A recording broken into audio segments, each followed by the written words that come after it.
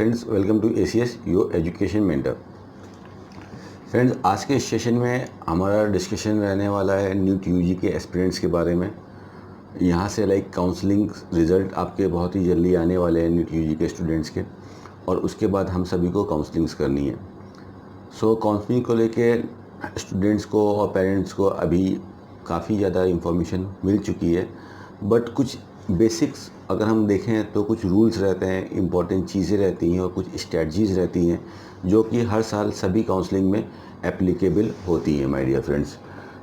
हम आज के इस सेशंस में इन्हीं सब बेसिकली कुछ रूल्स रेगुलेशंस के बारे में डिस्कशन करेंगे, जिसमें बेसिकली स्टूडेंट्स और पेरेंट्स को सही तरीके से डिकोड नहीं कर पाते हैं, समझ नहीं पाते हैं, जिससे उनको काउंसलिंग में प्रॉब्लम होती है। और एक सिंपल स्ट्रेटजी को हम यहाँ पे निकालने की कोशिश करेंगे, जिसको अगर स्टूडेंट्स या पेरेंट्स फॉलो करते हैं तो जिससे वो स्मूथली काउंसलिंग को करके एज़ अर्ली एज़ पॉसिबल अपनी सीट को सिक्योर कर सकते हैं, अलॉट करा सकते हैं और अपना एडमिशन का प्रोसेस या काउंसलिंग का प्रोसेस को फिनिश कर सकते हैं। फ्रेंड्स, जैसे कि हमने अपने प्रीवियस सेशंस में भी बता रखा है आप लोग को कि जो हमारी काउंसलिंग की जो एक्टिविटी होगी, तो इसको थोड़ा सा हम और एक्सप्लोर करते हैं। 2-3 मिनट का टाइम लगेगा। अगर किसी स्टूडेंट ने पहले का सेशन नहीं देखा है तो उसको समझ में आएगा कि अगर काउंसलिंग को समझना है सिंपल वे से तो 2 तरीके से समझिए कि एक काउंसलिंग ऐसी होती है जो सेंट्रल गवर्नमेंट कराती है, और इसका जो विभाग है, जो इसका डिपार्टमेंट है, उसका नाम है MCC, मेडिकल काउंसलिंग कमेटी। ये आपकी जो काउंसलिंग होगी, ये काउंसलिंग आपकी पहले होगी, आगे चलेगी। ये काउंसलिंग सबसे पहले यही काउंसलिंग स्टार्ट होगी सेंट्रल गवर्नमेंट वाली। इसके अंदर जो गवर्नमेंट मेडिकल कॉलेज के जो ऑप्शंस आते हैं वो ऑल इंडिया कोटा का ऑप्शन आता है, 15% सीटें रहती हैं। इसमें स्टूडेंट के पास ऑप्शन रहता है कि वो गवर्नमेंट कॉलेज में अगर एडमिशन लेना चाहता है अपना स्टेट छोड़ के किसी और राज्य में, किसी और स्टेट में, तो he is free to take admission in anywhere in India except Jammu और कश्मीर को छोड़ के। तो ये तो हमारा एक ऑल इंडिया कोटा की 15% की गवर्नमेंट सीटें होंगी, जिसमें जनरल जनरल SC ST वाले बच्चे और फिजिकली हैंडीकैप वाले बच्चे इसको काउंसलिंग कर सकते हैं। दूसरी तरफ गवर्नमेंट में सेंट्रल यूनिवर्सिटीज़ जो आपकी 2 हैं, AMU और BHU, इसकी काउंसलिंग होती है। डीम यूनिवर्सिटी की प्राइवेट कॉलेज की काउंसलिंग होती है, डीम मीन्स की प्राइवेट के सेल्फ फाइनेंस कॉलेज, DU के कॉलेज की काउंसलिंग होती है, ESIC वाले वार्ड्स की काउंसलिंग होती है और AFMC की काउंसलिंग होती है। तो जब आप एप्लीकेशन फॉर्म फिल करोगे नीट की, ये MCC की वेबसाइट पे जाके, तो वहाँ पे ऑप्शंस दे रखे होते हैं कि deemed plus AIQ, deemed plus AIQ plus central, deemed plus AIQ plus AMC। तो आप जिसको वो सेलेक्ट करोगे उसी काउंसलिंग के लिए आपको परमिशन मिलेगी। अगर आपको सिर्फ गवर्नमेंट कॉलेज की काउंसलिंग करानी है तो आप ऑल इंडिया कोटा और सेंट्रल की जो 2 यूनिवर्सिटीज़ है, AMU और BHU, इसको सेलेक्ट कर सकते हो। इसके लिए जनरल सिक्योरिटी अमाउंट पिछले साल 10,000 था, तो होपफुली वही सिक्योरिटी अमाउंट रहना चाहिए इस साल भी। और अगर आप 2 लाख रुपीज़ वाला पेमेंट करके प्राइवेट कॉलेज की काउंसलिंग के लिए अप्रोच देते हो, डीम के लिए देते हो, तो उसके अंदर आप प्राइवेट मेडिकल कॉलेज के साथ साथ में जो आपके प्राइवेट मेडिकल कॉलेज के साथ में जो गवर्नमेंट कॉलेज हैं उसके लिए भी आप एलिजिबल हो जाते हो। तो इस तरह से आपका रजिस्ट्रेशन होता है। तो हमने देखा कि पहले एक सेंट्रल यूनिवर्सिटी की काउंसलिंग होगी, और सेंट्रल यूनिवर्सिटी के मोस्ट प्रॉब्ली आप मान के चलो कि 1 हफ्ते के बाद में आपके स्टेट की नोटिफिकेशन आना शुरू हो जाएगा। तो स्टेट को थोड़ा सा समझते हैं यहाँ पे कि सभी जितने भी राज्य हैं, जितने भी स्टेट हैं भारत के अंदर, सभी स्टेट अपनी अपनी काउंसलिंग करा रहे होंगे for the government medical college and for the private medical college. इन दोनों के लिए काउंसलिंग हो रही है। तो इनमें से काफ़ी स्टेट होते हैं जो ओपन रहते हैं, जिसमें बाहर के स्टेट के बच्चे जाके काउंसलिंग कर लेते हैं। इसको अगर जोन वाइज समझते हो तो नॉर्थ इंडिया में जो कॉलेज आते हैं जो ओपन स्टेट रहेंगे प्राइवेट मेडिकल कॉलेज के लिए, नॉर्थ इंडिया में आपका उत्तराखंड ओपन रहेगा, हिमाचल प्रदेश ओपन रहेगा, उत्तर प्रदेश ओपन रहेगा। ये 3 स्टेट आपके नॉर्थ इंडिया में ओपन रहते हैं। MP भी ओपन रहता है। MP में रजिस्ट्रेशन आप बाहर के बच्चे पहले राउंड में करा लेते हैं, लेकिन उनको फर्स्ट राउंड और सेकंड राउंड में पार्टिसिपेट नहीं करने दिया जाता है, थर्ड राउंड में पार्टिसिपेट मिलता है। और अगर हम इधर ईस्ट की तरफ देखते हैं तो ईस्ट में हमको बिहार एक ओपन स्टेट मिलेगा, त्रिपुरा एक ओपन स्टेट मिलेगा, और बिहार भी और वेस्ट बंगाल एक ओपन स्टेट मिलेगा। और अगर हम साउथ की तरफ मूव करते हैं तो उस तरफ है हमारा तमिलनाडु, आंध्र प्रदेश एंड पौंडीचेरी, ये सारे ओपन स्टेट हैं। तो अब जो हम रूल्स और स्ट्रेटजी की बात कर रहे थे, देखिए माय डियर फ्रेंड्स, काउंसलिंग काफ़ी बच्चे कर रहे हैं, लेकिन काउंसलिंग में प्रॉब्लम उन्हीं बच्चों की होती है जो पहले एक स्टेट डिसीज़न नहीं ले पाते। तो वो काउंसलिंग में कंफ्यूज होते हैं, उनको समय लाइक अलग अलग सोर्सेज से इंफॉर्मेशन मिलती है कि हो सकता है तुमको यहाँ पे सीट मिल जाए, हो सकता है आपको वहाँ पे सीट मिल रही है, तो बच्चा दौड़ दौड़ के इधर उधर वहाँ पे रजिस्ट्रेशन कराता है।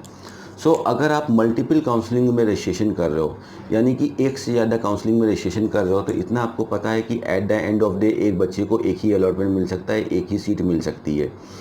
तो क्या ये पॉसिबल है कि हम एक ही टाइम में हम 2-3 स्टेट को मैनेज कर सकते हैं? ऐसा बहुत ही मुश्किल हो जाता है मैनेज करने में, बिकॉज़ कई बार ऐसा होता है कि सेम डेट में 2-2 स्टेट की, 3-3 स्टेट की काउंसलिंग होती है। तो आप रजिस्ट्रेशन तो कर सकते हो, फ़ीस तो मतलब सिक्योरिटी तो पेमेंट कर सकते हो, बट एक दिन में आप 3 जगह प्रेजेंट नहीं हो सकते हो। एक साथ में आप 3 सीटों को ले नहीं सकते हो, एक साथ आप मल्टीपल अलॉटमेंट्स को नहीं रख सकते हो। ऐसे में कई बार स्टूडेंट्स को पेनल्टी लग जाती है। सो it is very much important before the counselling शुरू होने से पहले पहले आपका ये डिसीज़न बिल्कुल क्लियर हो जाना चाहिए कि on the basis of my marks, मेरे इसको मार्क्स के अनुसार मुझे कौन सी काउंसलिंग में पार्टिसिपेट करना चाहिए जहां हमको सीट मिलने की संभावना है। काउंसलिंग तो आप कहीं पे भी कर सकते हो, रजिस्ट्रेशन तो आप कहीं पे भी कर सकते हो, बट काउंसलिंग करना is not your motto. Your motto is to get a good seat according to your score. So आप इस चीज़ को देखो कि आपको जहाँ पे सीट मिल सकती है वहाँ पे रजिस्ट्रेशन करना is a good thing for you, because जो अगर पीछे के सालों में देखोगे तो बच्चों को ज़्यादातर इसी में प्रॉब्लम आई कि उन्होंने ऑल इंडिया कोटा की काउंसलिंग शुरू की, पहली वाली सेंट्रल वाली, तो उधर एक ऑल इंडिया कोटा में सीट ले ली। अगर कोई बच्चा गवर्नमेंट कॉलेज की काउंसलिंग कर रहा है, या आप एग्जाम्पल ले लो प्राइवेट कॉलेज की काउंसलिंग कर रहा है तो डीम कॉलेज में एक सीट ले ली। अब स्टेट की काउंसलिंग आई तो उस बच्चे ने उधर भी रजिस्ट्रेशन करा दिया और उसने अपने स्टेट कोटा से भी गवर्नमेंट कॉलेज को ले लिया। तो आपके पास एक सीट पहले से और एक सीट आपने अभी एक और ले ली, तो आप यहाँ पे प्रॉब्लम में आ गए, बिकॉज आपके जो डॉक्यूमेंट हैं जहाँ पे आप सीट लोगे पहले, तो वहाँ पे अपने अमाउंट के साथ साथ अपनी फीसेस के साथ साथ अपने डॉक्यूमेंट को भी आप सबमिट करा दोगे। तो विदाउट डॉक्यूमेंट्स आप सीट को नहीं ले सकते। तो आपको ये निर्णय ले लेना है, ये चीज़ आपको समझ लेनी है कि मुझे ऑल इंडिया कोटा में ज़्यादा बेटर चीज़ मिल सकती है कि मुझे स्टेट में ज़्यादा बेटर चीज़ मिल सकती है, उधर हमारा ज़्यादा फोकस हो। सेंट्रल यूनिवर्सिटी की काउंसलिंग में फर्स्ट राउंड में तो आपके पास मौका रहता है कि फ्री एग्जिट करने का। फ्री एग्जिट का मतलब होता है कि अगर आपको कोई सीट अलॉट हो गई है तो आपको अगर उसमें एडमिशन नहीं लेना है तो आप उस सीट को रिज़ाइन कर सकते हो, छोड़ सकते हो, उसके लिए आपको कोई भी पेनल्टी नहीं लगेगी। लेकिन सेकंड राउंड से ये चीज़ नहीं होती है, फ्री एग्जिट नहीं होता है, पेनल्टी एग्जिट होता है कि अगर आपको सीट अलॉट हो गई और आप एडमिशन नहीं लेना चाहते हो तो आपने सीट को वेस्ट किया, you have to give your security amount as a penalty. तो ये सब कुछ माइन्यूट सी चीज़ें होती हैं जिनको हमको समझना है कि कहीं हम मल्टीपल अलॉटमेंट्स में तो नहीं आ रहे। हम कीन है क्या हमारे काउंसलिंग में हमको सीट अलॉट हो रही है, तो सीट अलॉट हो गई है या तो आप सीट को छोड़ दो। सीट अलॉट होना और सीट पे एडमिशन ले लेना दो अलग चीज़ें होती हैं। अलॉट होना यानी कि आपको अलॉट हुआ, आपने डाउनलोड किया, आपके हाथ में एक अलॉटमेंट लेटर आ गया। अब आपका डिसीजन है कि जाके हम फ़ीस सबमिट करें कि नहीं करें। अगर आपने फ़ीस और डॉक्यूमेंट सबमिट कर दिया तो फिर वो एडमिशन प्रोसेस हो गया। तो once you have taken the admission in any of the college, whether that is a government college और अ प्राइवेट मेडिकल कॉलेज, तो क्या होता है कि हमने वहाँ पे पैसे के साथ साथ अपना डॉक्यूमेंट भी सबमिट कर दिया। अब अगर हमको कहीं और पे सीट मिल रही है तो हमारे लिए थोड़ा सा प्रॉब्लमेटिक इशू हो जाता है कि हमको पेनल्टीज़ लगने के जोन में भी आ जाते हैं और थोड़ी सी प्रॉब्लम हो जाती है कि हम वहाँ पे सीट कैसे लें। This is why we always use to say in our channel कि do your research, do your homework before the counselling only, because counselling में वही बच्चे कंफ्यूज होंगे, वही बच्चे भटकेंगे, इस काउंसलिंग में जाएं कि उस काउंसलिंग में जाएं, जिनके स्टैट्स इस चीज़ को लेके क्लियर नहीं है, जो इस चीज़ की मैट्रिक्स को अभी तक सॉल्व नहीं कर चुके। सो आप सभी को मोस्ट प्रॉब्ली अभी तक तो ये तो पता ही चल गया है कि आपके स्टेट पे और ऑल इंडिया कोटा पे कितनी कट ऑफ जाने वाली है। तो अगर आप देख रहे हो कि लाइक मेरा 550 से नीचे स्कोर आ रहा है, या हमारा लाइक ऑल इंडिया कोटा या स्टेट कोटा में सरकारी का कॉलेज नहीं आ रहा है, तो आप सपोज कर लो सेकेंड राउंड में किसी भी काउंसलिंग में अप्रोच करते हो, तो सेकेंड राउंड में उस काउंसलिंग में आप अप्रोच तो कर रहे हो सकता है आपको सीट भी मिल जाए, बट जो अच्छी चीज़ें होती हैं, यानी कि जो अच्छे कॉलेजेस होते हैं, लो फीस वाले कॉलेज होते हैं, वो अर्ली ईयर राउंड में ऑक्यूपाइड होना शुरू हो जाते हैं, फिनिश होना शुरू हो जाते हैं। So it is better to take the seat as early as possible. और कौन ले सकता है पहले इन सीटों को? जिनका ये चीज़ बिल्कुल क्लियर है कि मैं कहाँ पे जाऊँगा तो मेरे साथ क्या होगा। अगर फॉर एग्ज़ाम्पल आपके पास एक बच्चा है, आप देख रहे हो कि उस बच्चे का स्कोर 501 नंबर है, तो आपने देखा कि लाइक गवर्नमेंट कॉलेज में तो सीट मिलना मुश्किल है, चलो मैं कर्नाटका में जाके सीट ले लेता हूँ, बिकॉज़ कर्नाटक में फ़ीस कम है, लगभग 7 लाख के आसपास है, तो हमारे लिए कॉलेज भी काफ़ी पुराने हैं, अच्छे हैं और सीट भी कम है। तो ये आपने सोचा और आप ऐसा करोगे, लेकिन आपने इस चीज़ को डिकोड नहीं किया, सॉल्व नहीं किया। आपकी रिसर्च अगर आप करके जा रहे हो तो आपको पता चलेगा, ठीक है मैं कर्नाटक में रजिस्ट्रेशन तो कराने जा रहा हूँ, चलो लास्ट ईयर के कट ऑफ को देखता हूँ। तो आपने देखा कि साल 2018 में, इन द ईयर 2018, कर्नाटक में जो एडमिशन हुए थे आउटसाइडर्स के ओपन कैटेगरी के अंदर, सिर्फ 577 सीट थी। तो 509 के आसपास, 500 के अबव पे यहाँ पे सीटें ख़त्म हो गई थी, उसके नीचे सीट का अलॉटमेंट नहीं हुआ था। और इस साल तो और ज़्यादा बच्चे हैं, इस साल तो पेपर भी ईजी आया है, कट ऑफ भी थोड़ा ऊपर जा रहा है, तो उसके नीचे जाने की तो संभावना नहीं है, ऊपर ही जाने की संभावना है। तो मेरा स्कोर है 501, यानी कि यहाँ पे मुझे कंफर्म नहीं है कि मुझे सीट मिलेगी कि नहीं। तो इस काउंसलिंग में मुझे ट्राई तो करना चाहिए बिकॉज मेरा स्कोर आसपास का है, but at the same time मुझे ऐसी काउंसलिंग भी और कोई देख लेनी चाहिए जहाँ पे मेरा 501 के स्कोर पे best college according to the budget also, fees को देखते हुए भी और कॉलेज की रेपुटेशन को देखते हुए भी, क्या उसका लाइक इंफ्रा है, क्या वो मेडिकल आपको फैसिलिटीज़ दे रहा है, क्या उसके पीजी का स्टेटस है, एमएसएमडी का स्टेटस है, कितना पुराना कॉलेज है, ये सबको भी रिसर्च करते हुए हम उधर भी फोकस करें। This is the most important thing of the counselling my dear friends. Participating in the counseling is a different thing and getting a seat from a counseling as early as possible is a different thing. कई बच्चे ऐसा सोचते हैं, जो हमारे पास question आता है, जो पेरेंट्स की हम काउंसलिंग करते हैं, जो हमसे मिलते हैं डेली, वो ये पूछते हैं कि सर अगर हम सेकंड राउंड में हो सकता है कि लाइक हमको कुछ अच्छा मिल जाए, या थर्ड राउंड में हमको अच्छा मिल जाए। कुछ बच्चों के लिए एप्लीकेबल होता है जिनके पास स्कोर ऊपर से अच्छा है, लेकिन किसी का स्कोर मीडियोकर लेवल पे, मिडिल लेवल पे है, तो आपको समझने की एक आप मैट्रिक्स से समझो कि लगभग 15 लाख बच्चों में 8 लाख बच्चा क्वालिफाई होके आ रहा है, और इस 8 लाख बच्चों का भी 50% आप कर लो, 4 लाख तो बच्चा ऐसा है कम से कम, those who are actually very much interested to take the admission in particularly MBBS program. किसी ना किसी रीज़न से वो नहीं ले पाते हैं, सही से काउंसलिंग नहीं आती है, स्कोर कम आ गया या फीस नहीं है, वो अलग अलग रीज़न है सभी स्टूडेंट के, बट 4 लाख बच्चा एडमिशन लेने के लिए खड़ा है। एज ऑफ नाउ हम इस सीट का स्टेटस देख रहे हैं, इंडिया में लगभग 60,000 सीटें हैं MBBS के अंदर, गवर्नमेंट और प्राइवेट सेक्टर को मिला के नीट के अंदर से। अगर जैसे चल रहा है कि 5,000 6,000 सीटें बढ़ने वाली हैं, अगर सारी सीटें बढ़ के आ गई, हम अगर वर्ड इसलिए यूज़ कर रहे हैं बिकॉज ऑफिशियली अभी कुछ भी नहीं, ज़्यादा नहीं आया है, ऑफिशियली बहुत ही कम सीटें आई हैं, जो कि वेबसाइट्स पे दिखा रही हूँ, वो सब आपको लास्ट मोमेंट में पता चलेंगी। तो अगर आप मान लो कि 65,000 भी सीटें आती हैं, 66,000 भी सीटें आती हैं, तो जो पहली काउंसलिंग हो रही है, आप देख रहे हो कि पहली काउंसलिंग को ख़त्म होने के बाद, गवर्नमेंट सेक्टर की प्राइवेट काउंसलिंग की ख़त्म होने के बाद, लगभग 50% से ज़्यादा सीटें ऑक्यूपाई हो जाएंगी। और कौन सी सीटें ऑक्यूपाई हो जाएंगी? स्टार्टिंग में हर बच्चा चाहेगा कि पुराने से पुराना कॉलेज मिले, कम से कम फीस कॉलेज मिले, तो जो भी अच्छी जो 50% या 50% से 60% सीट्स हैं वो ऑक्यूपाइड हो जाएंगी। तो सेकेंड राउंड में आपने देखा कि 50% सीटें चली गई हैं।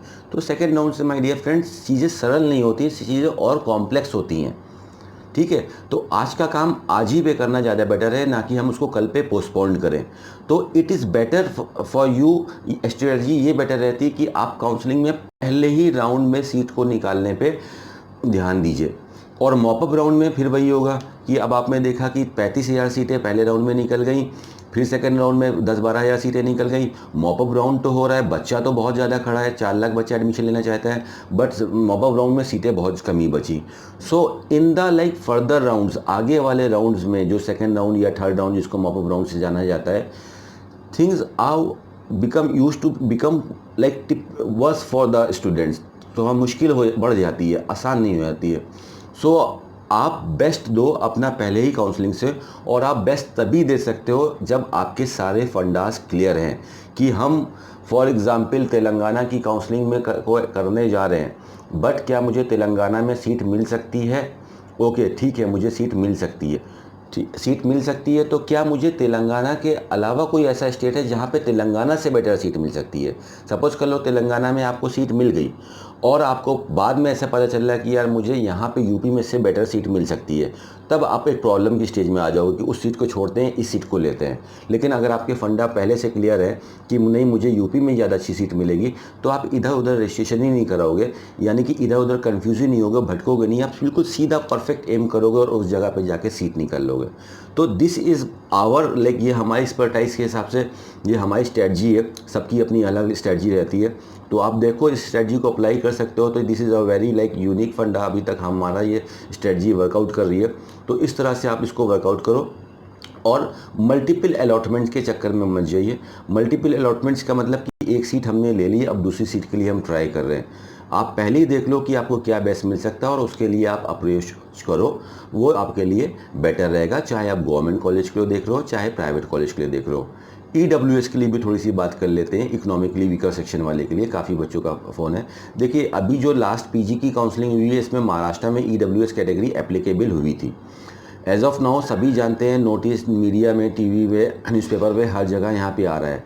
बट जो भी चीज़ नीट की नोटिफिकेशन में आता है, काउंसलिंग की नोटिफिकेशन में आता है, उसी को लीगल मांगना जाता है।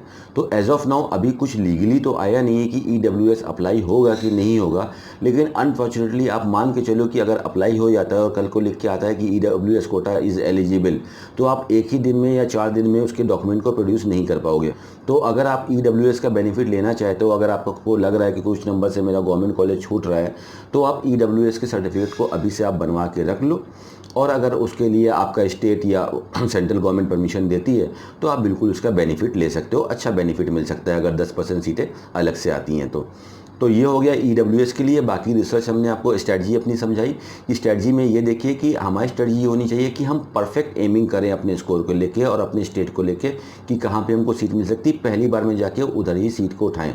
और रूल्स जो आपने देखे बाहर, जो रूल्स के बारे में बताया, रूल्स यही रहता है कि आपका पेनल्टी का सिस्टम ये रहता है कि सीट मिल गई, आपका सिक्योरिटी अमाउंट फीस में से माइनस हो जाएगा। सीट नहीं मिली तो सिक्योरिटी अमाउंट वापस चला जाएगा। बट अगर आपने बीच में कुछ कर दिया कि सीट ले ली और एडमिशन नहीं लिया, स्टेट में खास करके, तो आपको पेनल्टी लग जाती है।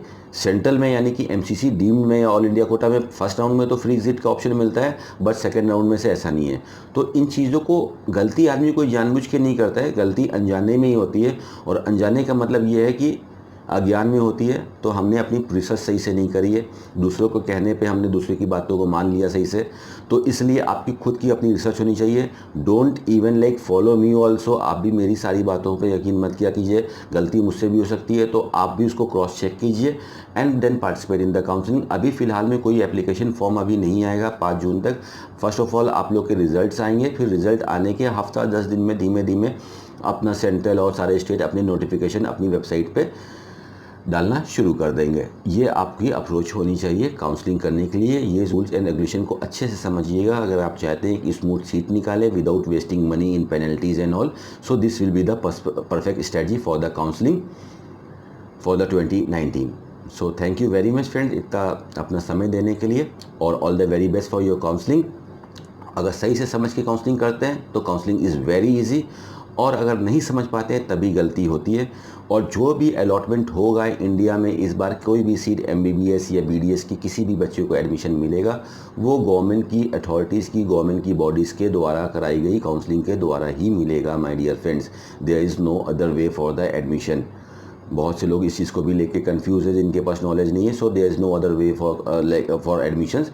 You have to follow the counseling process, which is actually a logical exam of the parents as well as the students. So thank you very much friend for your valuable time. Keep smiling and doing your choice feeling well.